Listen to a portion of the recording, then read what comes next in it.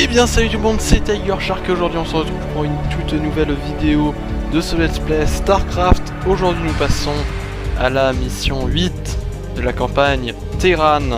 On va faire tout de suite un petit récapitulatif de ce qui s'est passé dans le niveau précédent. Nous avons donc le niveau ici, l'atout, qui était un niveau où on a découvert que les confédérés utilisaient les ergs comme armes de destruction massive pour éliminer leurs rivaux et être les seuls patrons du secteur. Voilà, du secteur de Koprulu. C'est le nom du système solaire où vivent les Terrans. Du coup, nous, on n'est pas très contents parce qu'on s'est rendu compte que la colonie de Marsara dans les premiers niveaux, c'était juste un test grandeur nature, comme le disait notre chef. Nous sommes sur l'assaut frontal, on va lancer une attaque violente, une très grosse attaque pour détruire les barrières de la Confédération et ainsi pouvoir mettre un tout nouveau commandement, un tout nouveau gouvernement pour sauver notre système.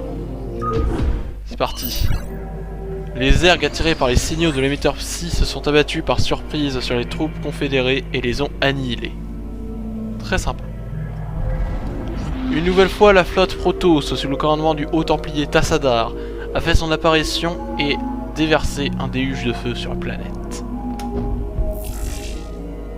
Assaut frontal, Hyperion, vaisseau de commandement en orbite stationnaire autour de Tarsonis, planète capitale confédérée. Bonjour, commandant. Nous recevons une transmission.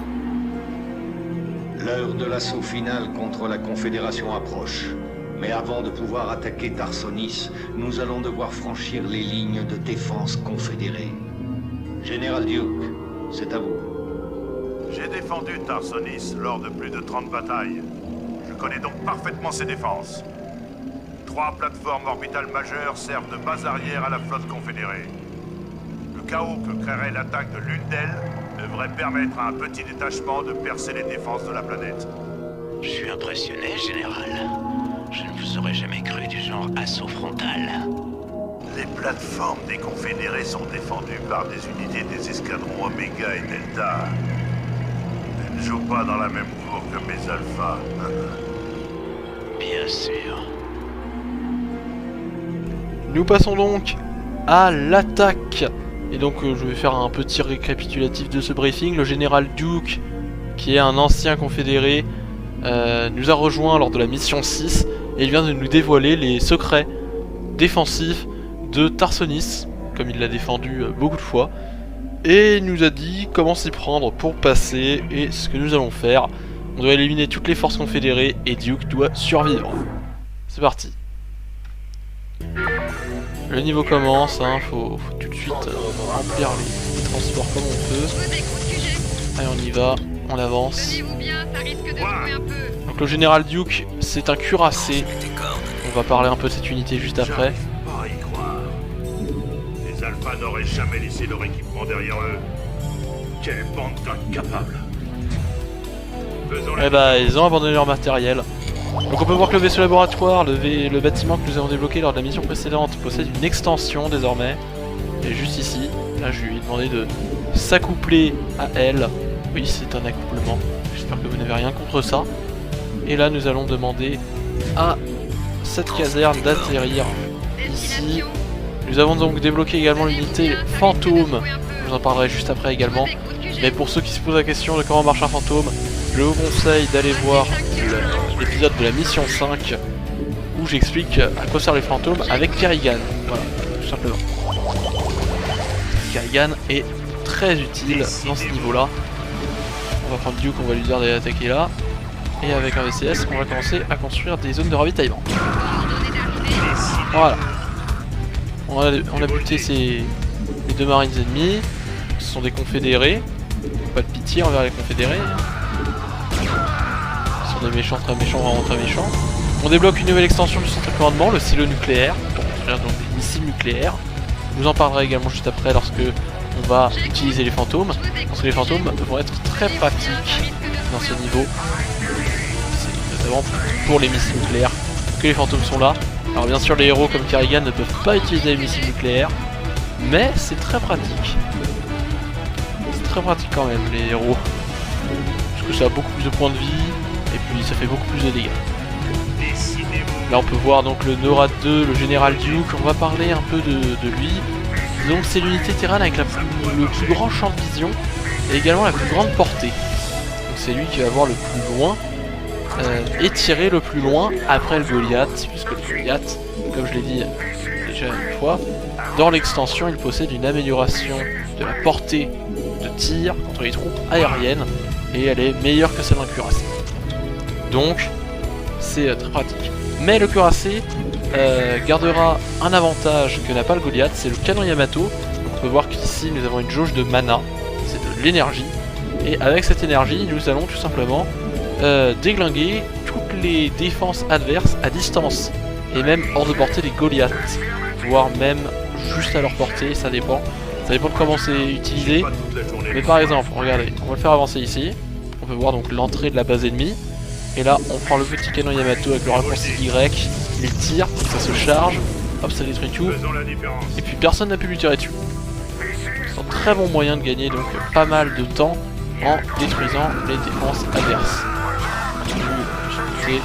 Le Général Duke, ne jouant pas dans la cour des nains, est allé leur faire un peu la misère. Ne vous en faites pas trop, le Général Duke, même s'il faut pas qu'il meure. Il a 700 points de vie, c'est beaucoup, il fait beaucoup de dégâts. Donc vous devriez être plus tranquille. Il n'y a pas trop à craindre de la mort de ce bon vieux Général Duke. Il n'est pas censé mourir. C'est un personnage plutôt important d'ailleurs dans StarCraft. Donc je vais remarquer la petite raffinerie là.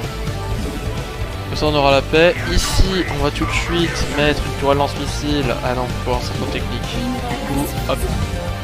On va construire des centres techniques pour pouvoir avoir de quoi se défendre.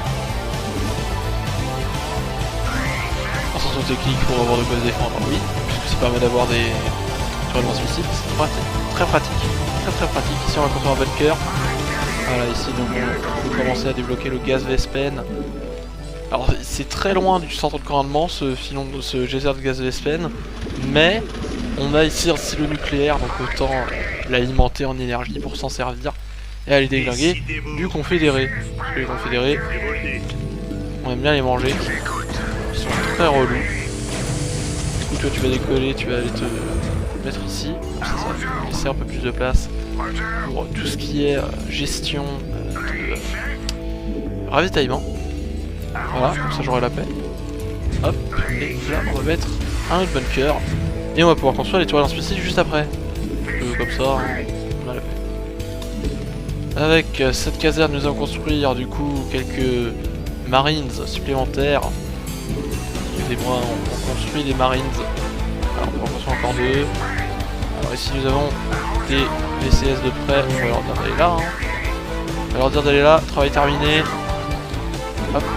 Il y a un raccourci clavier si vous vous demandez qui permet d'aller voir directement la dernière chose qui s'est passée dans votre base. Donc où vos troupes sont attaquées, où est-ce que la dernière unité a été construite. Ça c'est un peu pratique. C'est même très pratique. Allez, on va faire encore un petit VCS histoire d'avoir un peu... Alors, on va faire encore 2 VCS histoire d'avoir le maximum possible au niveau de comment ça s'appelle, du gaz, voilà. Je ne sais pas parler, c'est mon grand défaut, je ne sais pas parler. Pour le savoir. Donc ici nous avons les services secrets, ça permet de donner ses capacités au fantôme, d'améliorer son énergie, d'augmenter sa portée, de débloquer le verrou et le camouflage. On va sûrement refaire un petit débrief de ses capacités dans cette vidéo, mais je vous conseille quand même d'aller voir, comme je l'ai dit plus tôt, le scénario de la mission 5 où j'explique un peu plus et un peu mieux sûrement le système des fantômes. Alors on va déglinguer une petite tourelle lance-missile avec le canon Yamato. Alors pour vous dire, un cuirassé classique ça fait beaucoup moins de dégâts que le NORAD 2, ça fait la moitié de ses dégâts. Et là le NORAD 2 il a une armure de niveau 4, ce qu'il n'a pas normalement un cuirassé, c'est une armure de niveau 3, d'ailleurs on va le réparer vite. Sinon il va se faire déglinguer. Il va se faire déglinguer là. Casse-toi, casse-toi, casse-toi. Casse-toi, casse-toi, casse-toi, casse-toi. Voilà, ici j'ai bien fait de poser la turelle lance-missile, on peut voir, hein, puisque elle a pu intercepter ces magnifiques ombres adverses. Il y aura 2, tu arrêtes de bouger. Est-ce que les fantômes ont pris des dégâts? Non, c'est bon, ça gère. Du coup, je ne sais plus ce que je voulais dire. Oui, le cuirassé, et donc le cuirassé basique a moins de points de vie et également moins d'armure, moins de dégâts. Par contre, 50-50 niveau dégâts aériens et sol. Très mal, hein. Le NORAD 2 il fait très mal. C'est l'unité je crois qui fait le plus de dégâts avec le char de siège. Donc c'est un peu pété. Il me semble que le Général Duke, donc le NORAD 2, possède une autre forme. Plutôt le Général Duke, hein, il possède une forme de char de siège. Et c'est donc comme ça qu'il fait le plus de dégâts. Et c'est elle l'unité qui fait le plus de dégâts, mais on ne peut pas la jouer, il faut la jouer dans des... On peut la jouer dans des niveaux créés soi-même, mais pas dans des niveaux officiels du jeu, malheureusement. C'est le seul défaut. Voilà. Il me faudrait peut-être encore un autre VCS, histoire d'avoir un peu plus de construction disponible. Et là, on va tout de suite construire des tonnes de tanks. Comme ça, on sera tranquille. On va faire avancer. Ah bah voilà, regardez, c'est une couleur orange. Ce qui veut dire que nous avons un deuxième adversaire dans ce niveau. Donc là, comme il y a 2 adversaires, pour vous le dire, c'est un niveau où ça va commencer un peu à se pimenter niveau difficulté. Mais ça reste tranquille. Ça reste faisable. C'est pas un niveau où vous allez passer votre vie à rager, à mourir et à vous énerver parce que justement vous vous faites tuer. Voilà. Par contre, faut faire gaffe, comme vous avez vu, là j'ai été plutôt... J'ai pas fait gaffe avec le NORAD 2, il a failli crever. Donc il a beaucoup de points de vie, mais faites pas la bêtise que j'ai fait, c'est je l'ai laissé à portée du bunker ici. C'est la bêtise à ne jamais faire.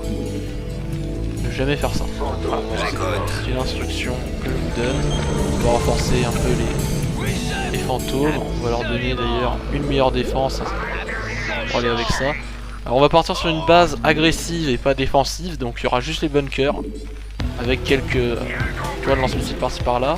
D'ailleurs on va en mettre là puisque l'adversaire peut attaquer de partout. Normalement là il va, s'il s'avance, il va suivre les trucs et il va se faire déglinguer par des tourelles déjà placées. Et là on va claquer une autre tourelle. Alors non, en fait il faut peut-être réparer le NORAD 2 en entier avant. Tac. Alors on va améliorer les dégâts des véhicules. On va ensuite améliorer les dégâts des vaisseaux, puisque le NORAD 2 serait sympa qu'il puisse one-shot les flammers, parce que les flammers ont 50 points de vie, mais comme il fait 52 dégâts et que les flammers ont une armure 1, mais il leur reste ce point de vie qui fait que parfois notre adversaire il va pouvoir survivre. Ou détruire vos tanks, etc. C'est très relou. On va construire une armurerie. Et on va également construire du coup une académie, puisque je n'ai pas d'académie. Former des marines, plein de marines. On va pouvoir partir à l'attaque bientôt. On va construire un 6ème char. On va partir à l'assaut. Ici nous avons le NORAD 2 qui est donc en pleine session de je me fais soigner. Et c'est presque fini, hein, regardez. Le cuirassé est vraiment stylé. C'est la question. Il est super joli, vraiment. Il est de toute beauté, si je puis dire. C'est vraiment juste magnifique. Regardez le souci du détail. On a tous les détails au niveau des couleurs et tout. Au niveau également des canons, etc. C'est pas aussi détaillé que le serait un StarCraft 2 ou le serait si le jeu avait été totalement édité là maintenant, en 2017. Ce serait beaucoup plus beau si ça avait été full 2017, mais comme je vous l'ai dit, c'est un remaster, donc on est un peu limité par les capacités qu'avait le jeu avant, mais c'est quand même très joli. On peut pas dire le contraire, le jeu est quand même très joli. C'est une de ses qualités, hein. Pour un vieux jeu il reste plutôt joli. Voilà, on va prendre les chars de siège et je vais vous montrer la technique pour passer, pour gagner, pour vaincre son adversaire Vous prenez votre cuirassé. Vous formez juste un cuirassé. Hein. Juste un, c'est pas largement suffisant. Vous voyez les chars de siège là. Vous les mettez là. Vous avancez un tout petit peu le Norad 2, mais vraiment à peine. Voilà, il va gérer tout. Vous, avec les tanks, vous faites ignorer le champ de bataille. Vous les faites ignorer le champ de bataille. Voilà. Lui, il va arriver là. On va former des Goliaths pour être un peu plus serein au niveau de la puissance défensive. Là, le flammeur, il a plus qu'un seul point de vie. On le dégomme. Voilà. Alors, regarde, vous prenez ça. Là, le cuirassé, c'est lui qui va faire le fight. Il engage le combat. Et là, les cuirassés, enfin les chars de siège, vont s'occuper de dégager les dernières unités. Et là, le principe du cuirassé, c'est qu'il va devoir protéger les tanks des flammeurs. Sauf que il faut un VCS. Et rapidement, où est-ce que j'ai un VCS de dispo? Là, voilà. Il faut réparer rapidement. Il faut avoir un VCS pas trop loin. J'ai oublié le VCS et faites pas comme moi sur ce point là. J'avais oublié le VCS. Et là vous prenez les Marines et vous partez à l'assaut à l'intérieur de la base. Vous continuez d'en former plein d'ailleurs. Faut en avoir plein. C'est très puissant, ne les oubliez pas ces Marines. C'est l'unité la plus basique du jeu. Mais par contre, en groupe ils sont juste surpuissants. Donc voilà, on peut le mettre à nouveau en mode normal. Le Norad 2 continue d'avancer, on va lui dire de faire un petit canon Yamato là. Là vous prenez les Goliaths plus les tanks et vous passez à l'assaut. On sauvegarde les tanks dans l'unité comme raccourci clavier, comme ça si jamais j'ai besoin d'utiliser mes tanks rapidement je peux. Et là j'ai à nouveau des marines et on part à l'assaut à nouveau. Voilà, c'est magnifique. C'est juste magnifique la puissance. Quand on sait s'y prendre, le jeu est très facile.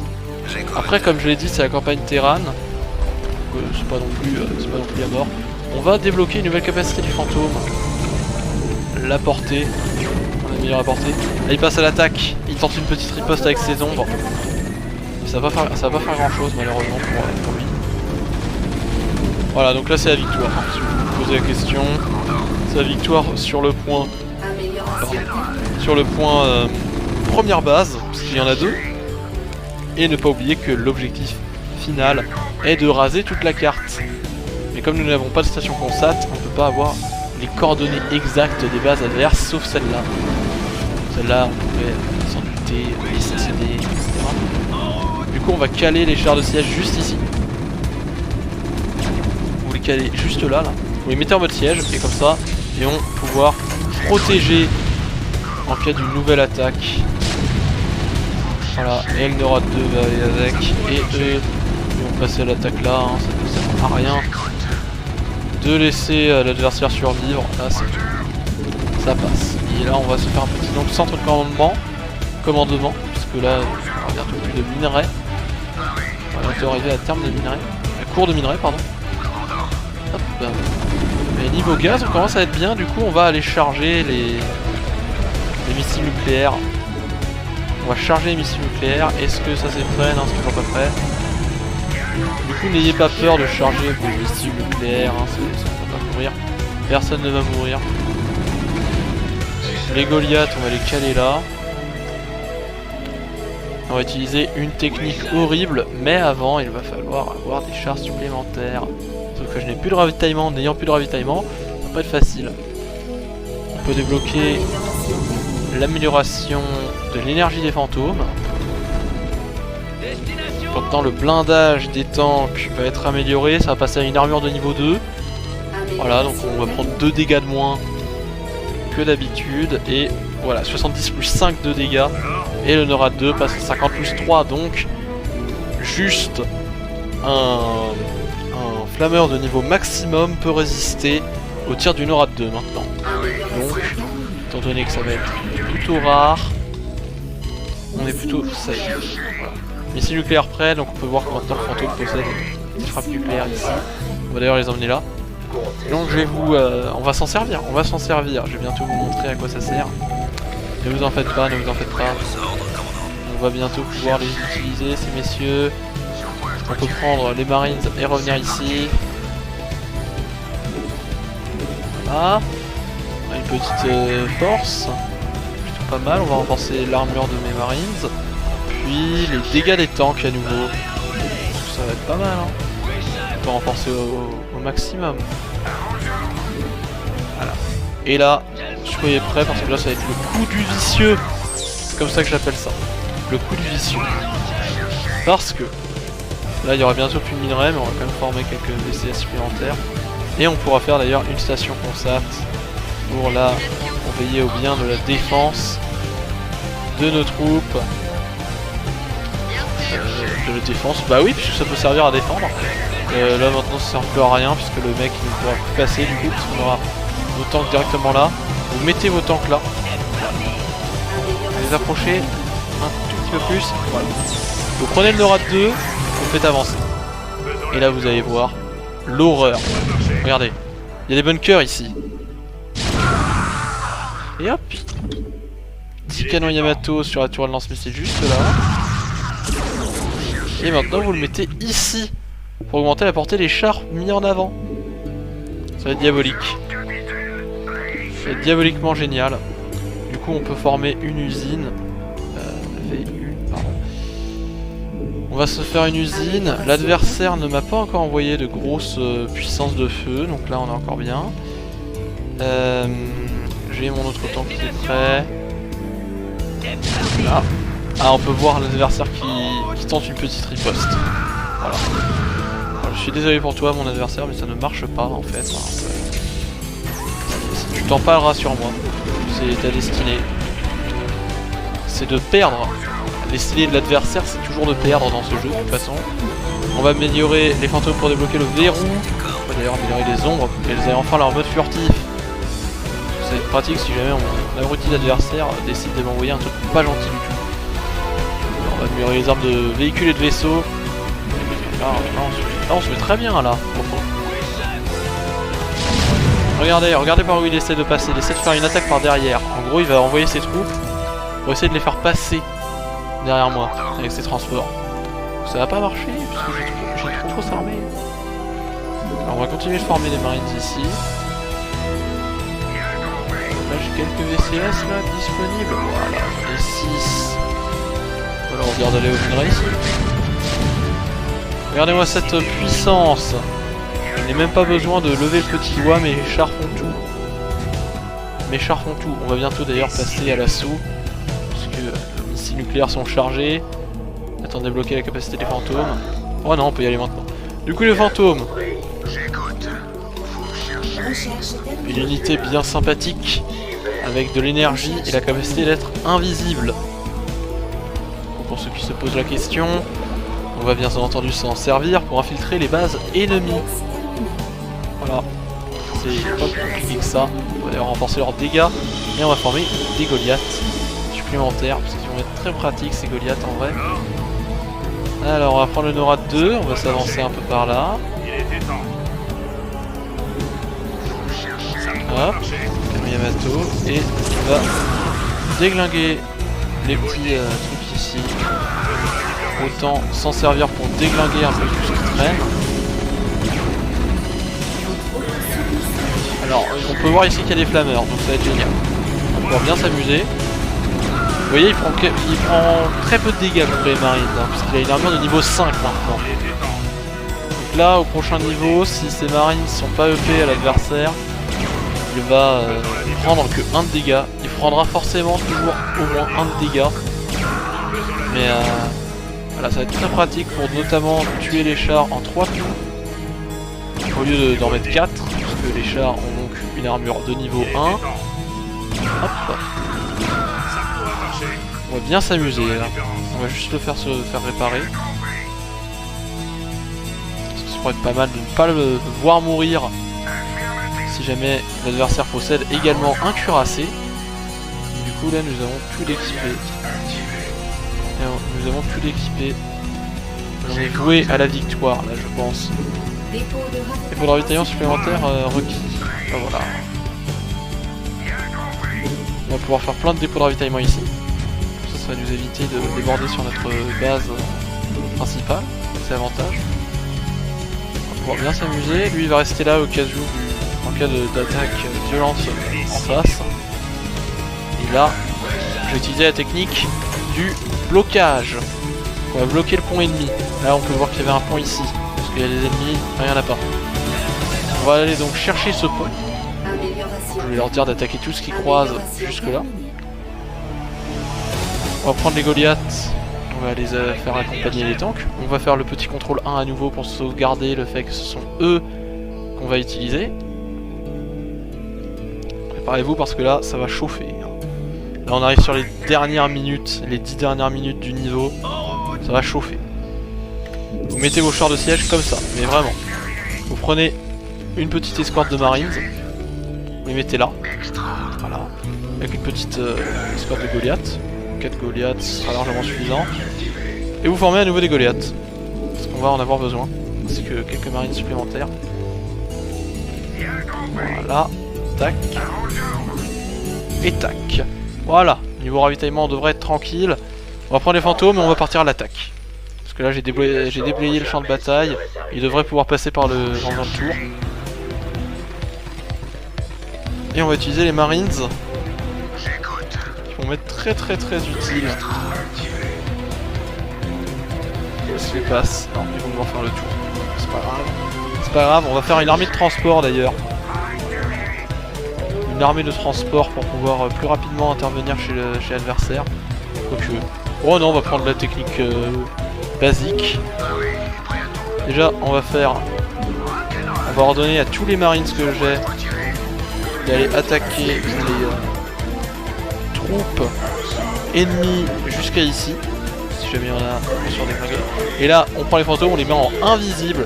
Voilà, vous voyez, ils deviennent à moitié transparents. Ils seront donc plus visibles pour l'ennemi. Vous les emmenez ici. Vous faites la frappe nucléaire juste là. Et ça va tout déglinguer. C'est trop bien.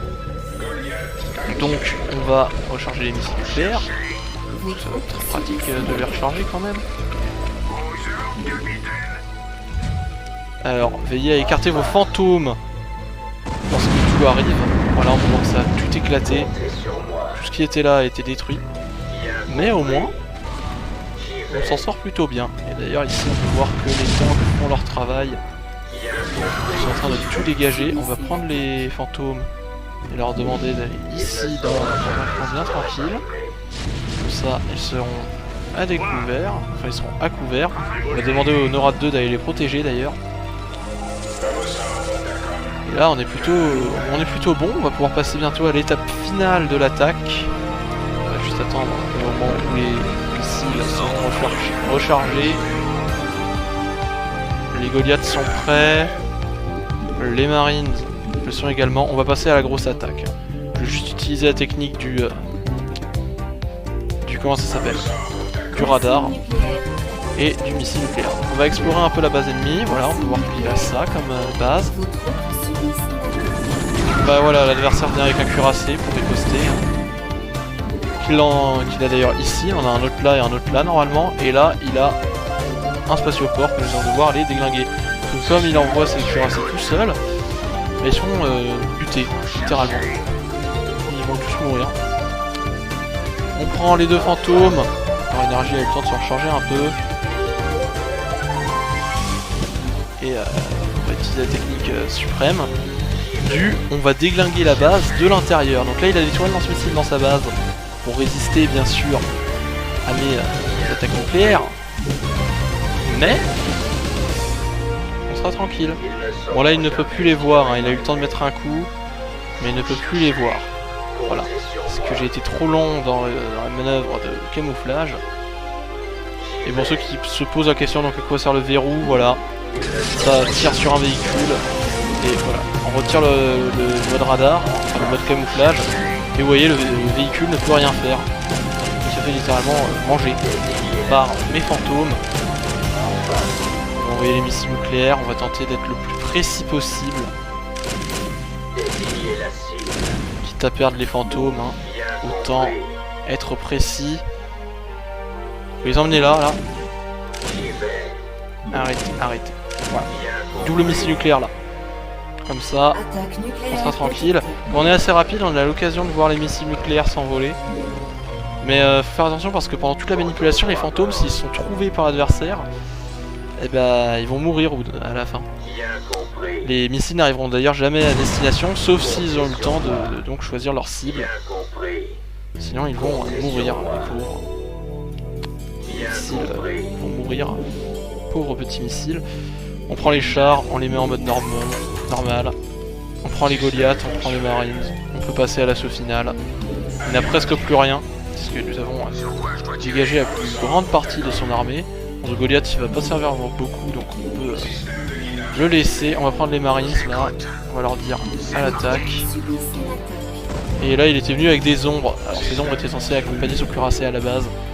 Mais bon, on va même prendre le NORAD 2 et leur dire, et lui dire allez c'est l'heure de combattre. On prend les chars de siège, on leur dit de faire ça. Et ce Goliath qui a presque plus de vie. On va regarder un petit coup de station Ponsat, voilà. Et on lui dit d'aller tout déglinguer jusqu'à ici. Voilà, on lui dit d'aller tout déglinguer jusque là. C'est la victoire, hein. Vous verrez, ça ne va pas durer bien longtemps. On peut voir la destruction de mes missiles nucléaires encore présentes. Le carnage que ça a été. C'est donc la victoire, comme on peut le voir ici présent. Il a beau avoir encore 2 cuirassés, ça va être vite terminé cette histoire. Cette histoire va bientôt être terminée. Cet adversaire fut quand même un peu plus rude que certains. Vous pouvez voir que ce niveau a été donc plus compliqué que le niveau précédent, puisqu'il y avait 2 bases. Ce n'était pas non plus la mort. On peut voir d'ailleurs ici le cuirassé qui tente de défendre son domaine du coup. Va-t-il y arriver? Il est contre le Goliath en seul à seul. Le Goliath n'étant pas maxé, il devrait pouvoir le battre. Voilà. Il a réussi à le gérer. Et voilà, il a été détruit. Il a été détruit, on va faire un fight. Préparez-vous. Ça va être le fight de cuirassé. Il y a tout le monde qui se ramène. Et du coup, le NORAD 2 va sortir vainqueur. Hein. Et on détruit ça. C'est donc la victoire. Normalement, l'adversaire n'a plus de bâtiments. Nous avons déblayé toute la station orbitale. Ici Duke. Émetteur en lieu sûr et prêt à fonctionner. Qui a donné l'autorisation d'utiliser les émetteurs psy? C'est moi, lieutenant. Quoi?